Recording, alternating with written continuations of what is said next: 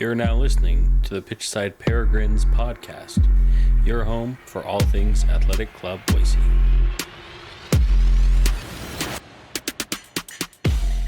All right, everybody, quick word from our sponsor, KJO Insurance. Look, being forced to rely on a GoFundMe might suck, but knowing you have a life insurance policy waiting for your family if anything happens, that doesn't suck. KJO makes it simple and affordable. Please DM at KJO Insurance with Pitchside or call 208-883-4800. Welcome, everyone, to another installment of a post-game reaction of the Pitchside Peregrines Podcast. I'm here with Kyle today for this two-game breakdown over the last week that was for Athletic Club Boise. We're going to be talking about the Greensville Triumph match away, along with the Corpus Christi home match. Before you dive into that, Kyle, how are you doing? Doing good. It would have been nice to have carried some momentum, but obviously I think it's good that we're going into a more consistent one game a week, barring injuries. It'll be interesting to see Nate Miller's preferred 11 over the next couple of weeks. So looking forward to seeing a full strength squad without anyone being rested for long travel or anything like that.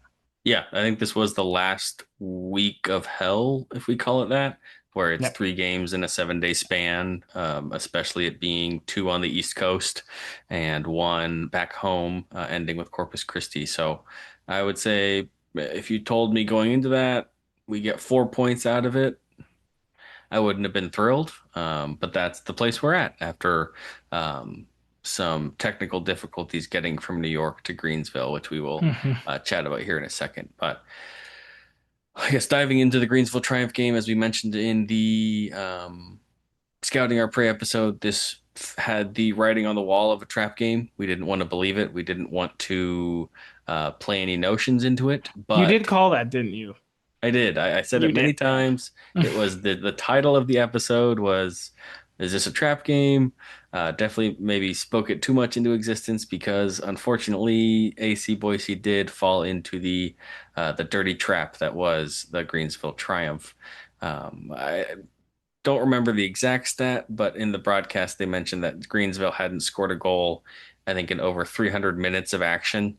And they put up 3 goals against AC Boise in 90 minutes. So definitely not just 3 goals, 3 bangers, 3 absolute. 1 potential goal of the year for the USL, maybe even entered into the Puskas award for the best global goal. If you haven't seen it, it is a beauty. Unfortunately, Lucas Meek, congratulations for winning yourself the goal of the year in USL. I don't think anyone will come close to notching anything better than that. But I guess starting off, we can look at the starting lineup, I guess, since it was a bit of a rotation. I can pull up the Cosmos lineup because then we can do like a comparison. Yeah, I have it up here. Cosmos was Among and Bodley up front, Ricketts, Moshaban, Mayaka, Gasso, Moon, and then the back 4 we know of Yarrow, Dengler, Kroll, Klewer. The back stayed the same with the center backs and goalie. Ricketts was still at his, if you want to call it, right wing back role. Gasso was in the midfield, but we had Musa, Enya, and Keegan Euler starting in the midfield and left wing back position. We saw the first start in AC Boise for Jesus Barea, which I think he looked great in that match. Yeah, goal and assist. Dennis made his way back into the starting lineup, and then we had Omar Yaya coming in and starting once again to get the boys going. I think before we maybe look at that, I guess it was mentioned in the broadcast, but we did hear whispers of it, that the team had a bunch of trouble getting to Greensville from New York. We were curious if they stayed in New York or came back to Boise. It sounds like they stayed on the East Coast to prevent major costs and time zone shifts, but they had 2 separate flights get canceled on 2 separate days. So they had to take a bus from New York to Greensville, South Carolina, and that does not sound enjoyable at all, Kyle. No. What is that drive from I'm New looking it up from? right now. We're doing it live. Are you Just gonna? 11 and a half hours. Yeah, I mean, So I'm sure they got a good bus. I hope. Yeah, I'm sure they. But yeah, New Jersey to South Carolina is not great. I will say I do like Greenville Stadium. Again, we come. I think I mentioned this in the pregame, but Greenville, I mean, at least when it comes to like stadiums, it's like we're spoiled. We're spoiled for attendance. We're Mhm. spoiled for character. But their little stadium has a lot of character. I wish they had better attendance, Yeah. obviously. It it was beautiful. But I cool, yeah, mean, cool not stadium. not fully completed on like the exterior, maybe Hmm. kind of old schooly train station kind of front facing space, but I guess of the USL stadiums I've seen so far from broadcasts, that's one I would want to go visit. Yeah, Looks nice. that and Fort Wayne. That Yeah, and Fort Fort Wayne would Wayne. probably be at the top of my Uh, list. Charlotte would be at the very bottom because every time I see a clip from a Charlotte game, there is maybe 10 people in the crowd. Yeah, So, yeah, yeah, yeah. No, not throwing shade at it's them, but it is, it was also our fourth game in a row in the purple kit. I get that yeah, we we have want to just get bang been, for our buck. I'm done with the purple kit. yeah, give us something I'm else. purpled out. I think again for the away games, it's fine. Don't wear it at home. That's my personal opinion. Don't wear the purple at home. It's not our home kit. Like I'm kind of a traditionalist when it comes to like that. It's not the home kit. Don't wear purple at home. I mean, I get it. It was a one off. Like so, it's like it's a cup kit. Cool, whatever. I don't know. So when we wore it again on this last week, I was kind of annoyed. I'm like, it's 5 games in a row. I don't know. Whatever. Weird, Yeah, it weird little is. tangent for Kyle. No, it definitely confusing, maybe. Maybe they're just trying to sell the shirt more, but Oh, for sure. I I agree think so. that, Which I get it. I get it. It does look. I remember when it first came out. Like, I do like it. It is cool, and it is growing on me as like a style. But it's like, what team wears the same kit 5 games in a row? And maybe it yeah, was just the travel, maybe whatever. But again, why did we wear it at home? I don't know. I was yeah, confused. yeah. But we'll Two different continue with this times, game. two different times at Continue. Yeah, home. We yeah. were, well, hey, I guess we're 3-1-1 in purple. It's not something to, I I guess. also don't believe in that.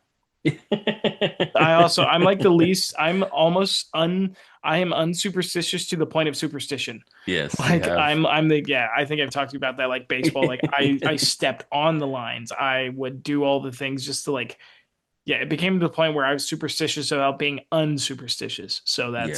that's one of them. Well, going I into don't believe Greenville, in we that. were undefeated. So We were. that the in the purple kit, Yeah. and the Yeah, not on the curse season. or the blessing in disguise was we lost. So maybe that means they can stop wearing purple and use the home and away kit and not just keep running the third kit over and over again. Again, Yeah. love purple, but there are three kits for a reason. Let's wear them all. Yep. Looking at the game, we've mentioned the bicycle kick. It was beautiful. But before the bicycle kick, Jesus Pereira and Dennis Kostishin showed their connection to start this game off with a nice um, give and go. Jesus did not get a great lick on the ball, but it's not how you kick the ball. It's if it goes in the back of the net, Yeah, and it it's where did. you put it. It's Yes, where you, it was a scorer's touch and having some finish after maybe Toomey and Thomas have frustrated the fans a bit with maybe getting in great places, showing themselves to receive a cross or get a ball at their feet, and unfortunately for one reason or another make a mess of it and the ball doesn't go in the back of the net. So just to see this new signing instantly hmm create within 5 minutes of his first start And not being afraid to was shoot. Not being yeah. afraid to shoot at all. He's ready to pull. It's kind of like Dennis. Dennis is that way for sure, which is yeah, which is a good thing. Yeah, which Dennis showed 2 minutes after Lucas scored his amazing bicycle kick in the 15th minute from a unbelievable angle. Oh I yeah, had flashbacks to Seamus Coleman scoring on Leeds United from just at what looked least like nothing. That Dennis's was clearly a shot. It was an Dennis's was absolute clearly a shot that was piss like, missile into the top corner and he also didn't take advantage of like bad positioning. Like I think Seamus Coleman was totally ready to cross the ball, and he just saw yeah, Ilan Melier just like out in in the six Bermuda. yard on the edge of the 6 yard He's box. in Yeah. Bermuda, just like oh, Oh, and okay. Seamus Coleman being the wise old man that he is, just said, Yes. Yeah. Well, Dennis is not old, but he is wise for his age, and he got us back into this game after. Nate Miller is resting him like he's old. Yeah, true, but That he is another playing a here's another lot. thing that Kyle's gonna get mad about. Why are we resting our best player all the time? Yeah, That like he should start every game. That's just my personal I opinion. mean, I think maybe We are it's resting him a lot, and it is so costing us a yeah, lot. he didn't start against New York. Nope. He started against Greenville and put in 90, and Hmm. then he didn't start or even he subbed in at the 60th against Corpus Christi. Hmm. Um, I'm not putting words into Nate Miller's mouth. I'm not saying he said this, but just looking at it, maybe there's some PTSD from what happened to Blake Bodley, who put in 270 minutes in their last three games in 1 week Yeah. and was then out for, what was it, 4 to 6 Hmm. weeks I mean, with his, he only played 45 against Portland.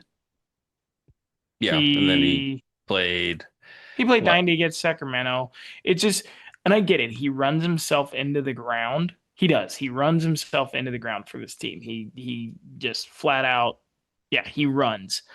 But yeah, I don't know. It feels like he's randomly not started certain games, and it says like maybe get him 45. I'm not sure. It's just like, but he's just a guy who's like he should be the first name on the team sheet in my opinion. Yeah, And it's yeah, like if you have these three, if you look at these three games, the Cosmos and then Greenville and then this last game against Corpus Corpus Christi, Christi. and he starts one, Yeah, and I get it, it's 3 games in a week, but yeah, yeah, I don't know. So yeah, I don't know what you have to do to get him on the pitch more. Um, but I mean, if his name is not on the team sheet this coming weekend, people will riot to that. People being me. yeah, yeah. It definitely, when he's not in, there is Dennis is lightning in a bottle. Yeah. He can turn nothing into something, as he did in this second goal against Greenville, where Hmm. there's no one who thinks that that goal is going to be, or that shot is going to be even taken from the No. line, let alone scored. You're expecting like a cutback, like he's just going to cut it Yes. back and hit it into the box and just square it and hope someone ends up on the end of it. But no, he saw his opportunity and took it extremely well. Very, very, very well. AC Boise led at the half, 2-1. Nope, excuse me. Connor Evans in the 25th minute equalized against Greenville. Dom Gasso gets his pocket picked at the edge of the 18-yard box. Just kind of everyone was people were not expecting that, and the defense, and there wasn't bodies back to Hmm. assist. Um, Dengler, Kroll, Yarrow, and Cleaver, and it was just a wide open chance to a runner of Connor Evans, who just blasted a rocket into. Yeah, that one was really well struck. That one was well struck for sure. It was, you would love, as with every goal that isn't a bicycle kick in the top corner, you would love to see Cleaver get a better launch at it and get a hand on it Mm, at least. In that yeah. situation, it's it'd be amazing if he did. Later in this episode, we maybe have different opinions on the, I guess, brace that Greenville got to win the game, where you'd love to see Cleaver save that. That one I think was, yeah, I think the second one, obviously it's not Cleaver's fault in any way. I think it's one that if he looks back, he's gonna think he should save it. yeah, Fans, 50-50, whatever, but I think he's gonna think he could probably do better.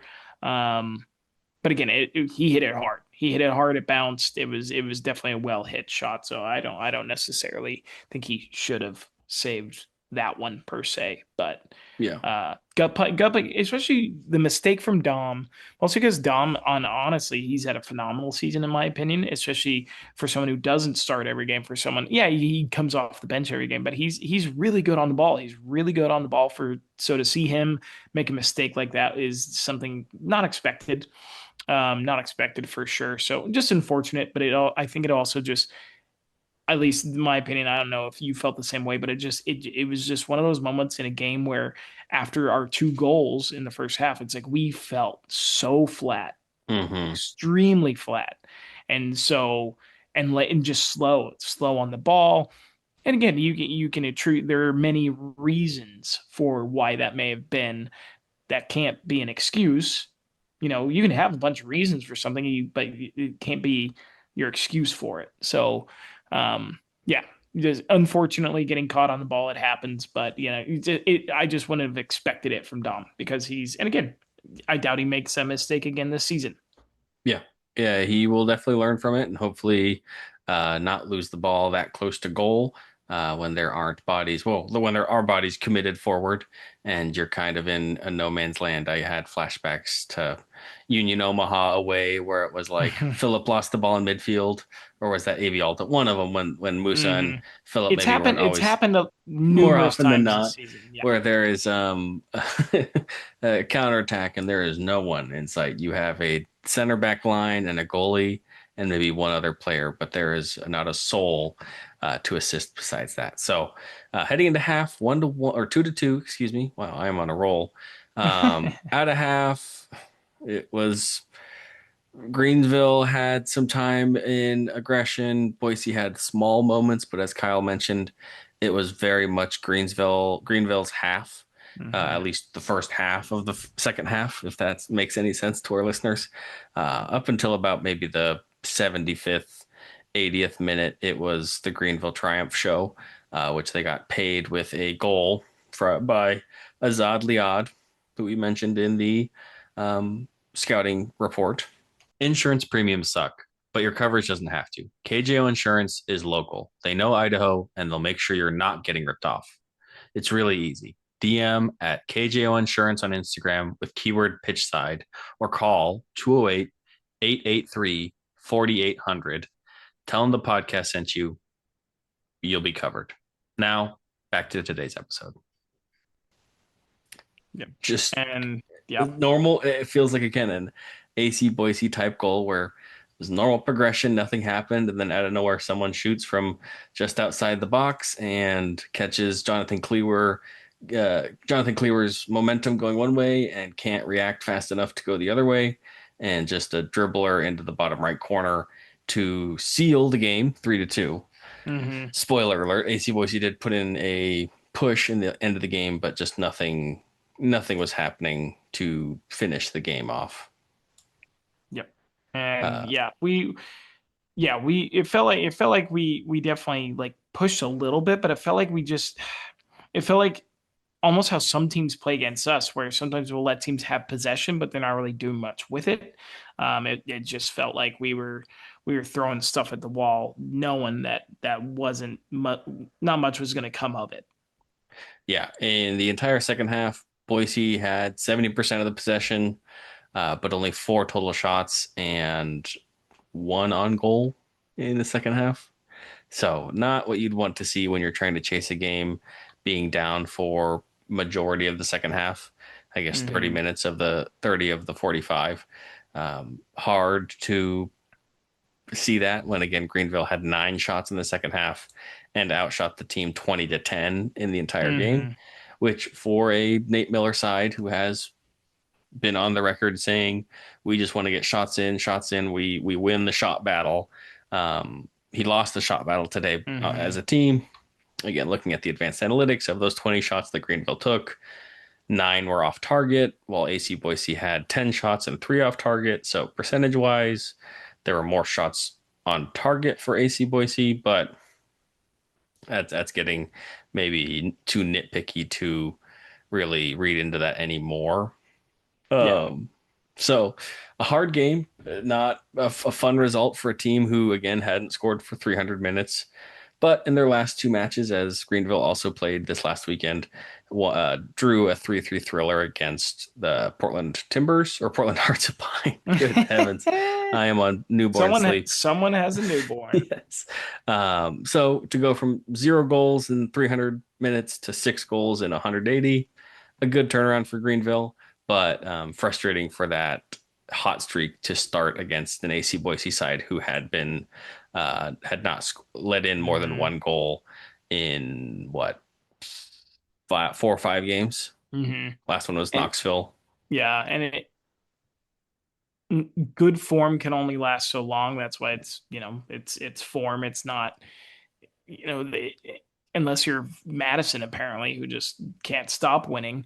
Yeah. We had a good little run. We had a good little run there where I think it started with Westchester. We started with Westchester and we went on a 4-game win streak, 5-game, 4 game. Yep. 4-game one. So, that's a good little run. But you called it. Even before I think we recorded anything before this game. I think we were doing the post game after New York, and we kind of talked about the Greenville game, and you called it then. You're like, "Yep, trap game, there it is," and you were right. That's for dang Yeah. sure. I mean, yeah, Greenville played well. I mean, it wasn't just like they were lucky goals, scrappy goals. It's like they were all well hit goals. They just played well. They played well. I think yeah, it felt like we got game planned a little bit Hmm. again. We got game planned a little bit again. I do like it was the first time seeing Berea start.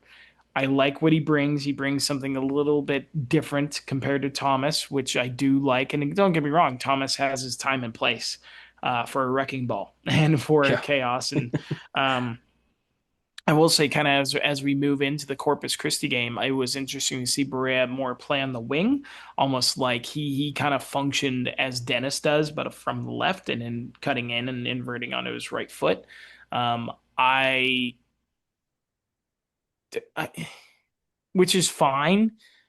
It's just I feel like let's just put it this way: the starting lineup this coming weekend will be telling, and I think no matter who's starting, and where, but it should be Nate Miller's best 11 or his favorite 11. So it'll be really interesting to see what that looks like because we have a bit of a selection dilemma on our hands, in Mhm. my opinion.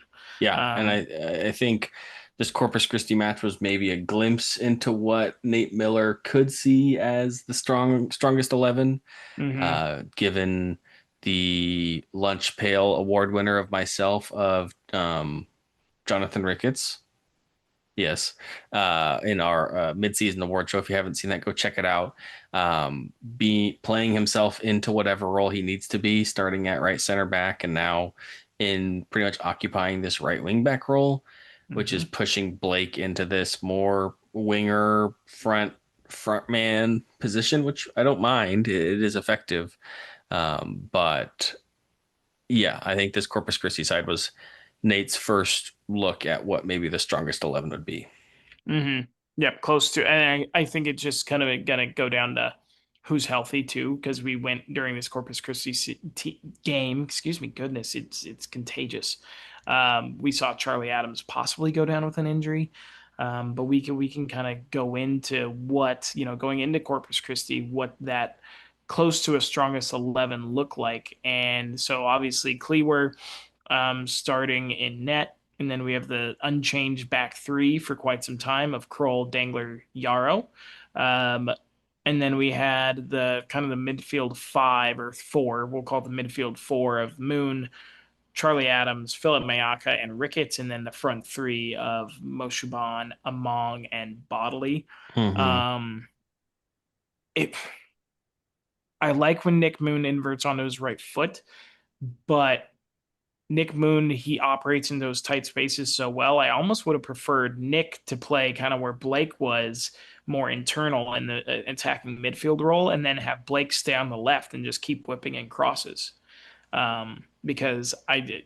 So that is my personal confusion as to why is Blake playing internally when it feels like he's more effective in the wide areas when Nick is better in the middle of the pitch and he's less effective. Like, don't get me wrong, he's effective at running at people, but he ends up in the middle of the pitch.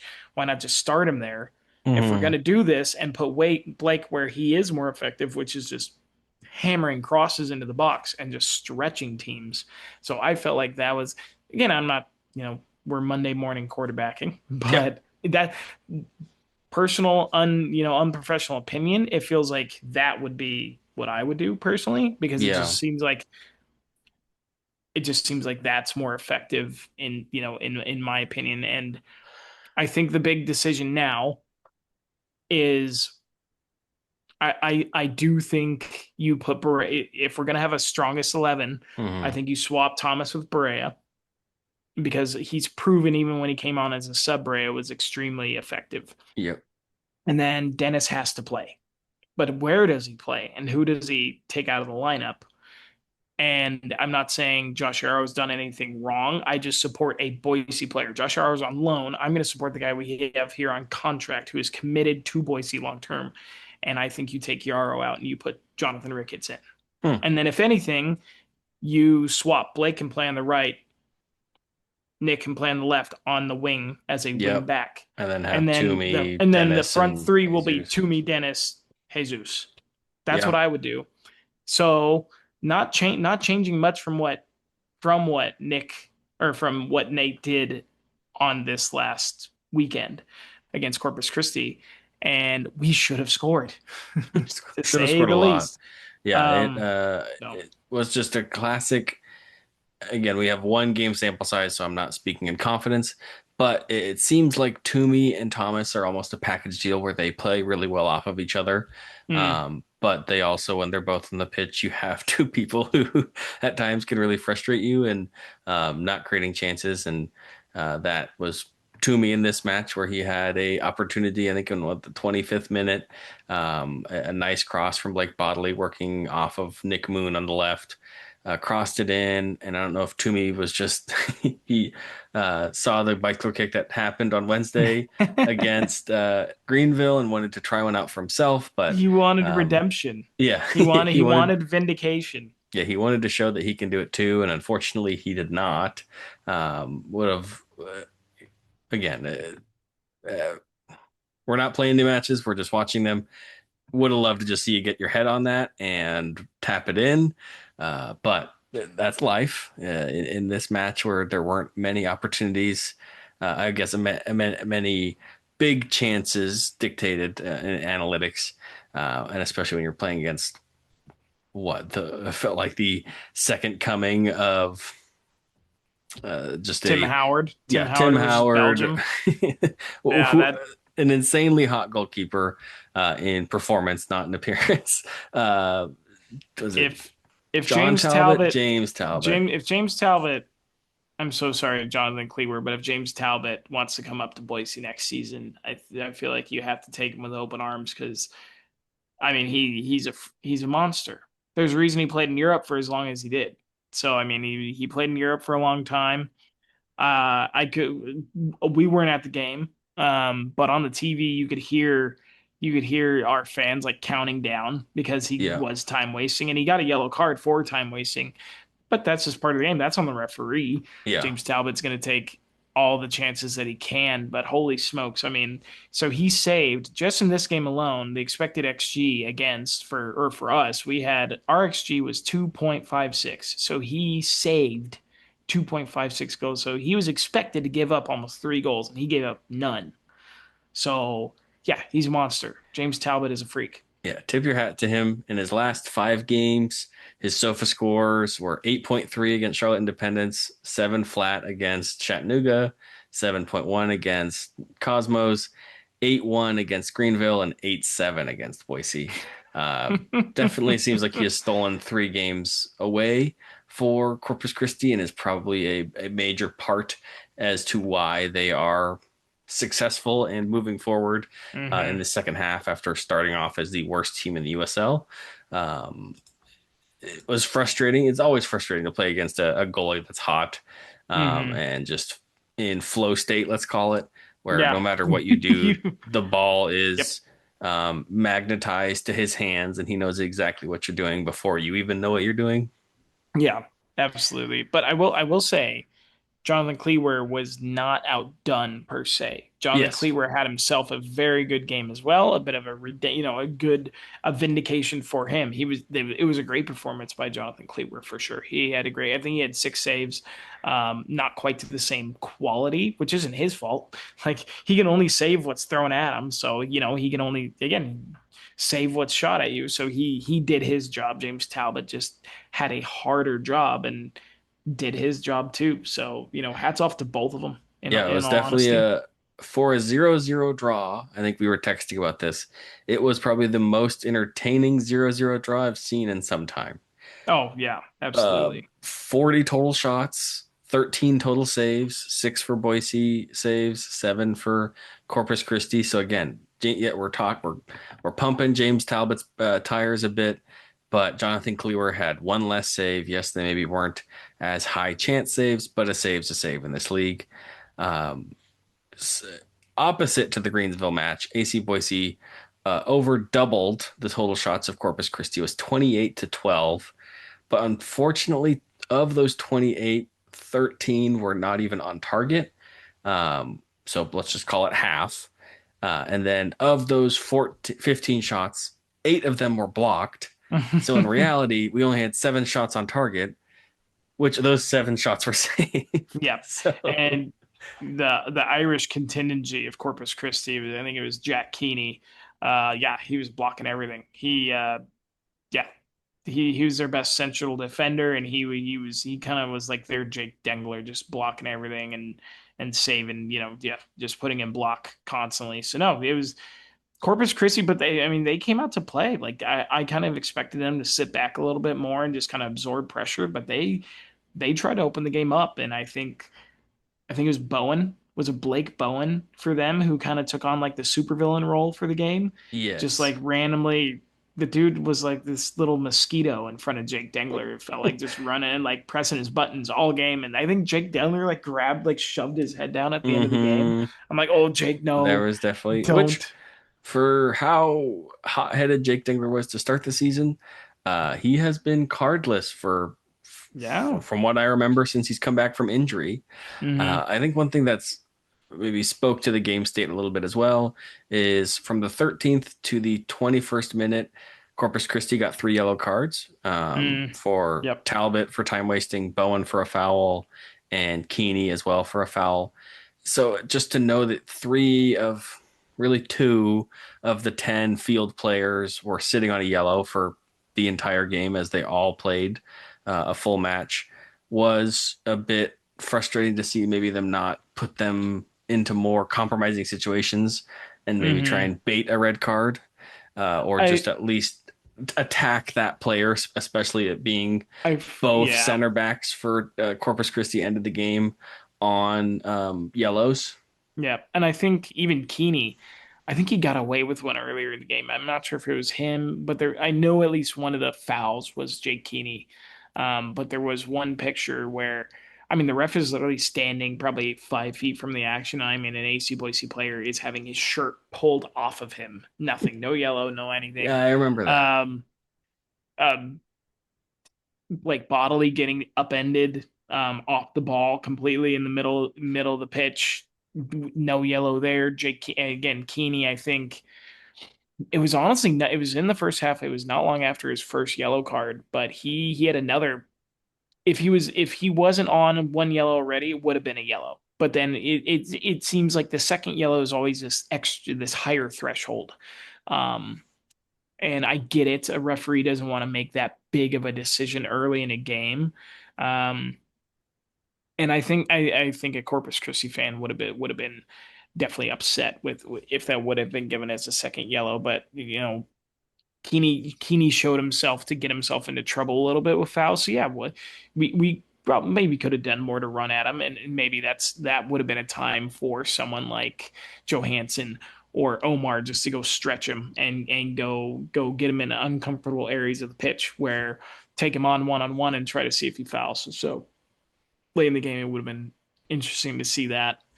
Um, but again, I think I'm trying to go back and find some of Talbot's saves. I think in the 54th um, was one where Thomas Among that was the one where Thomas Among looks like he kind of didn't fluff his shot, but it was just an awkward, almost like a back heel.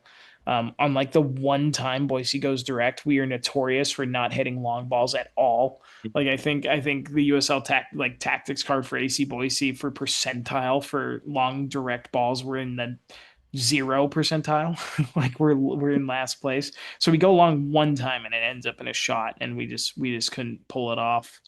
Um, but no, it was another. I wouldn't say it was a good performance. It was a good performance, but wasteful. I think, like which we've said a lot. I Yeah. feel like this season.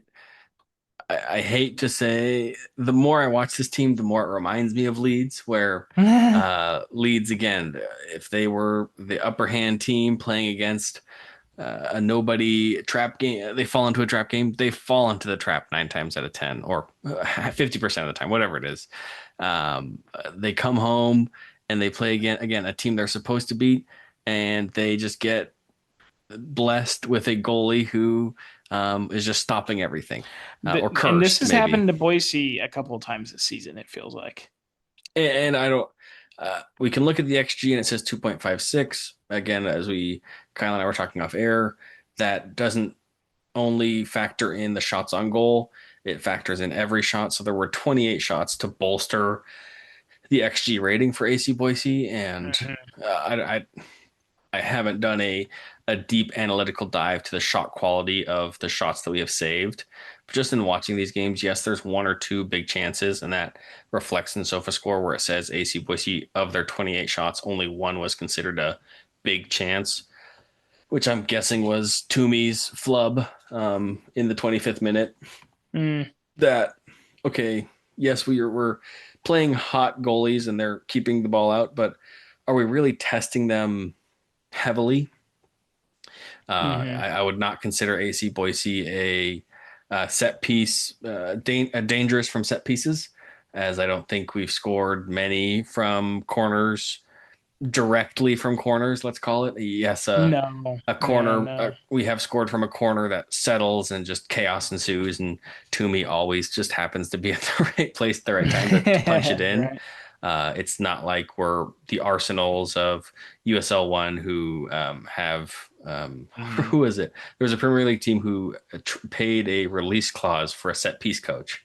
I think it was Chelsea bought like Oh, I think he bought. Was whatever. it We're not covering the was Premier it League. Arsenal set piece coach No, I think it was set like West piece Ham or coach? Yeah, someone, whoever it yeah. was. This team isn't at the moment not very threatening to me. Whether it be the opposition just knows that if you stand near Jake Dengler and he pokes you with a finger to fall down and you instantly get the ball back. My goodness, that is. I think that is something I try not to like get on referees, and maybe this isn't getting on referees, but the amount of if it was a statistic that was being tracked, the amount of fouls occurred in the opposition box by a Boise player during a corner. It is we have had so It many. is every We have corner had it feels so like. many. Oh man. Yeah, What game was and this it? was Was another that game. This was another game where that happened a couple times. But no, in all honesty, there's one person who, if he ends up with the ball anywhere near the opposition box, where it's just like, oh, this could go in, and it's Dennis. yeah. That's it. I mean, Dennis had the moment he put some shots on on net in this last game. I mean, he barely missed a curler from the right side of the box. He curls it to the top right corner, and I mean, it barely misses. And then he forced the best save of the night from Talbot. Mm-hmm. So yeah, I get it. He runs himself into the ground. Maybe you do have to rest him as much as Nate Miller has, and because no one can. If he goes down injured, there is no one to replace him. It feels like there are like, hey, if Charlie goes down, we have Dominic, or if Dominic goes down, we have Charlie. If Philip goes down, we have Musa. There Mm-hmm. are interchangeable pieces. If Nick goes down, we have Keegan Euler. There are pieces that can swap in and out and not have the team fall apart. This team does not function as nearly as well without Dennis Kostishin in this team. Yeah, and I So, think Jesus Barea could um, slowly work his way into filling that role. We don't mhm, have the game or film or reason to believe that per se, but he does show those tendencies in the match where he assisted Dennis. Dennis assisted mhm, him against in Greenville. It does. He is quickly showing himself as someone who Nate Miller does trust and does want to bring in. mhm, It does make sense since Nate Miller was an assistant for Real Salt Lake when Jesus was drafted by mhm. Real Salt Lake. So I think in the broadcast again, it sounded like they had some inside information that Nate Miller well, obviously, if you're on a coaching staff, you have your responsibilities to scout these Hmm. players.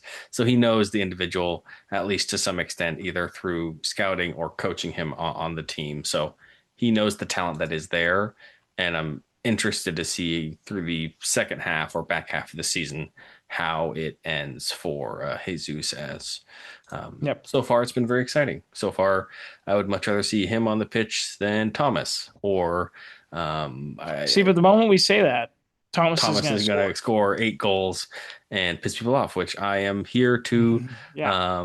I guess, be a kind thorn in the side for the players to, I don't know, piss people off. Like when Jake Dengler messaged us against the Westchester match early on in the season of how in the hell did you think they were going to give up 3 goals against us? We wiped the floors with them 4-0.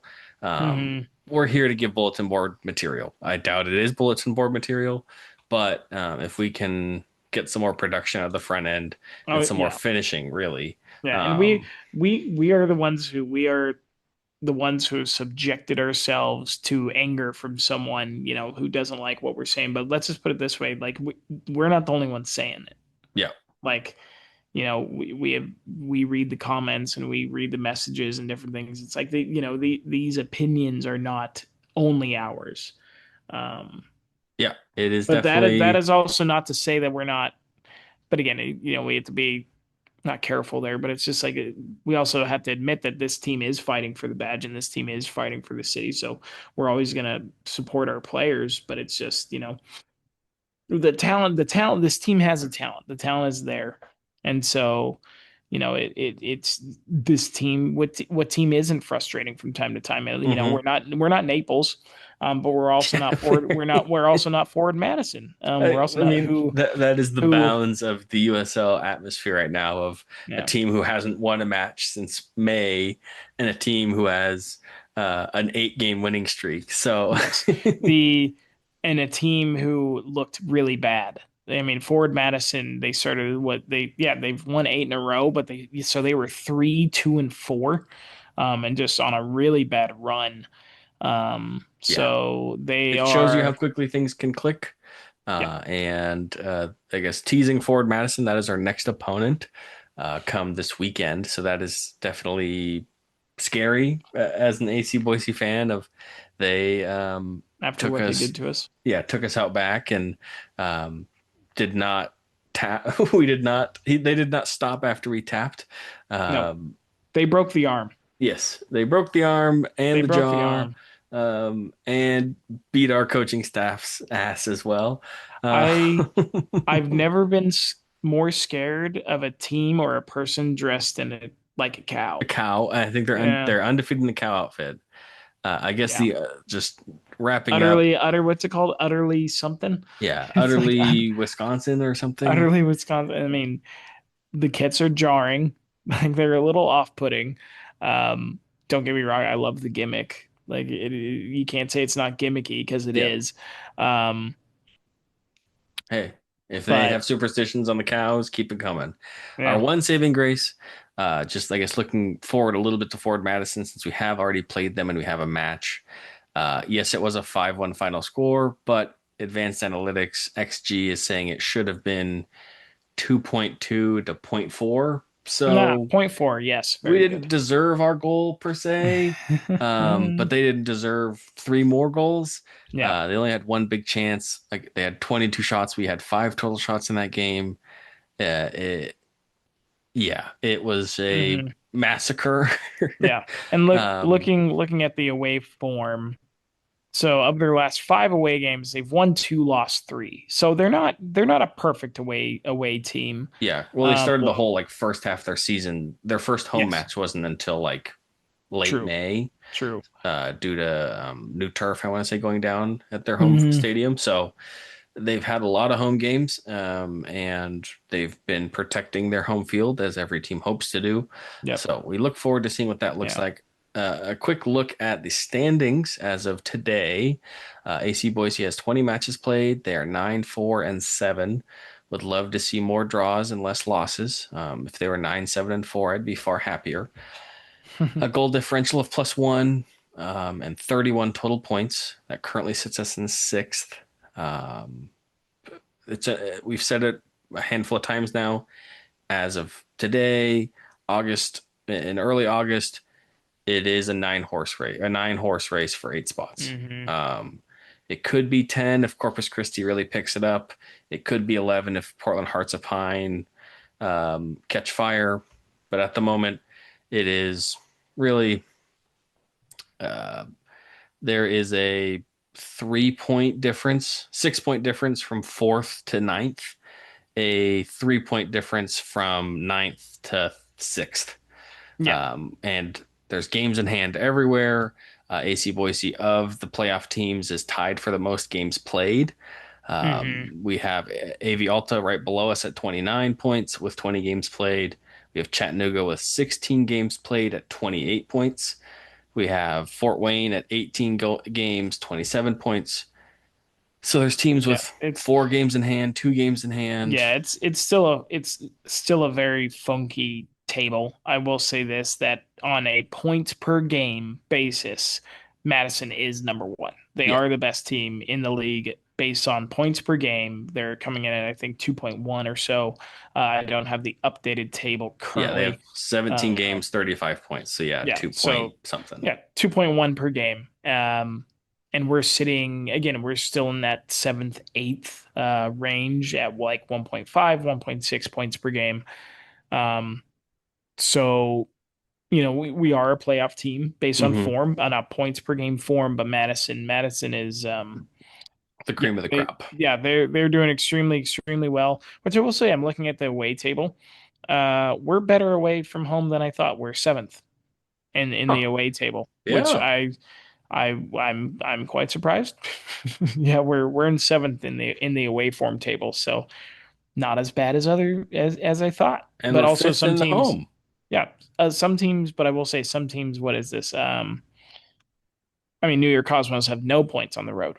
Zero wins, zero draws, 8 losses. So And Westchester has 2 our points. 13 points from 9 games is looking really, really nice. Yeah. Yeah. So really interesting to see. I want to say we've heard from other creators that have been in the USL space a little longer that come September, the jumbliness of uneven games played kind of settles, and September, October does come to just the 1 game a week. The only upside to having already played so many games is we have the opportunity to catch a team in a three hmm game week when we have rest, to Yep. try and take advantage of Very tired good point. legs Yeah. and everything like that. But We can do to other teams like what Greenville did to us. yeah, what Just Chattanooga did an to just us an when just an we, ambush game. yes. So I'd rather be in our position where we have points confirmed versus being fearful or living in the hypothetical of, oh, Chattanooga has 4 games in hand, but they're not guaranteed any points in those 4 games, for all we know. hmm All that being Yeah, said, I think you always want points. You yeah, always want like I would always want to be the team who has played more games and has more points versus needing the points in hand, yes, needing to play catch up. yeah. So with that, we're playing Forward Madison on the 8th. We will have the first ever international friendly, filling in the what would have been the Tormenta FC home match on the 15th against a Costa Rican or Costa Puerto Rican, Rica. I think it's Costa Rica. one of Maybe the not. Ricas, Rica or Rico. We're doing it Yeah. live. But I guess of our next 3 league matches, we have Ford Madison, who is the hottest team in the USL. We have one Knoxville away, which is the reigning champion and fourth place team. And then we have the Chattanooga Red Wolves, who are also a very good team and could easily beat us or have a great match. I know there's quite a few AC Boise fans in the home of Jonathan Ricketts, Chattanooga, Tennessee. So hopefully have a little bit of a away section there. But those are 3 playoff teams in our next 3 games. I hmm would love 5 points. 6 Yeah, points. I'd be five six would would be be great. ecstatic if we could not lose in the next three matches and pick up a win somewhere Hmm. with one home game, two away games. I'd be Yeah, very pleased. that would be great. The validity of that, we'll see. On the back end of that, we have Naples and Cosmos, two of the worst teams in the USL at the moment. Yep. But then we have Charlotte Independence and Spokane Velocity, which are, again, two great playoff teams. So of our next one, two, three, 7 matches, we're playing five current playoff teams who are all in amazing form, and the two bottom feeders of the USL. So a lot can change in the next month and a half, 2 months, but we definitely did not capitalize on the weaker 3 game series that we had with Greenville, Cosmos, Corpus Christi. So AC Boise has to perform as Hmm. they come up against some stronger competition in their next few Yep. matches. I admittedly I do feel like we're a team that kind of plays up. Like Yep. there's just some teams who do that. Leads. There's some teams who and Everton's the opposite. They play down. They like it's like, oh, we're playing the garbage. We're gonna jump in the dumpster and be garbage with them. um, so yeah, it would be interesting to see like a table at the end of the season to look at like where Boise finishes and then have like a points allocated by where another team finishes Hmm. in the table. So that would be interesting. But no, looking forward to the weekend. Looking forward to hopefully getting some redemption against Forward Madison. We'll see how many traveling Forward Madison supporters there are. I'm not sure how many Madison, Wisconsin transplants there are in Boise, Idaho. Yeah, my old boss is from the Wisconsin area. So No, nice. it is Sporting Football Club from Costa Rica, not Puerto Yep. Rico. San Jose. It'll be Wednesday the 12th Hmm. in where is it? Is it home? It's at Yeah. home. Cool. It's at home. Yeah. If we were going to Costa Rica, I'd be like, no, no, no, no. No, turn around. Turn the Turn that flight bus around. around. I We know. we are Was playing Nate Knoxville Miller like a week later.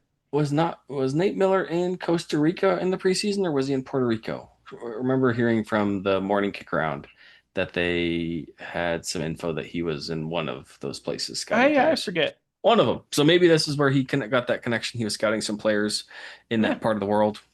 Don't quote us. All I will say is if we are going to be in the bottom four of the playoff picture, I would love for Spokane to be in the top four and line up with the appropriate away day match with us, Yeah, that we that could would at be least get a close away day match. if we Uh, went off of the points per game table, we would be going to Madison again. No. Oh no. yeah, there's better places to go. Yeah. So with What an that, away day though. It sounds like a yeah, it great would be time. fun. Don't doesn't entice me to leave my comfortable home and my family, but Yeah. that's besides the point. Speaking of Spokane, just want to send our thoughts and prayers to that city for any of our listeners who have family or friends there in Spokane. Um, they're going through a lot, and just hope that everyone is safe as possible during this crazy wildfire time we are in the great Northwest, Yeah. Midwest. Uh, Mordor. yeah, everywhere Hmm. is burning Yeah. when it's one thing or it's another. So I know the team in that city is definitely struggling. So keep an eye out. I know the Velocity posted something about some links to help donate things and provide help to the community that is burning alive. I know Weezer also is kind of getting hit pretty hard as well and had to get evacuated earlier this month or late July. Who knows? A lot of people are on fire. So let's all stay safe, be safe. Don't work out too hard outside when the AQI is bad. I'm not a scientist. I just listen to what my Elias, the AQI has been bad for 3 weeks. I Kyle, I have a 2 week old baby. I literally have been to Cabela's 4 times a week just to let my daughter look at a stuffed polar bear, a Fair enough. taxidermy perfect polar bear. We have not gone on a walk outside since he's been Yeah. born. So I'm a Yeah. little cooped up, That's hence why fair. I'm here and chatting with Kyle since I've got Yeah. nothing better to do. But we will stop rambling and see you for the match on Saturday. I don't know if we'll be doing a pre-match episode for Forward Madison, as we've kind of already scouted them and talked to them here. Fair point. Probably not. We'll just, if you're listening this far, you're welcome. We look forward to seeing you. I won't see you. Kyle might see you. And his wife. His wife is coming on Saturday. Come on. Yeah, my oldest daughter, maybe. Come on. If it's not 104 degrees. Hey, my child did it. Your child can do it too. So That's fair. With that, we are signing off. And please, again, check out the midseason awards. We really worked hard on that, along with hopefully a player interview or two coming in down the pipeline as well. All right. I'm done. See ya. Bye, everybody.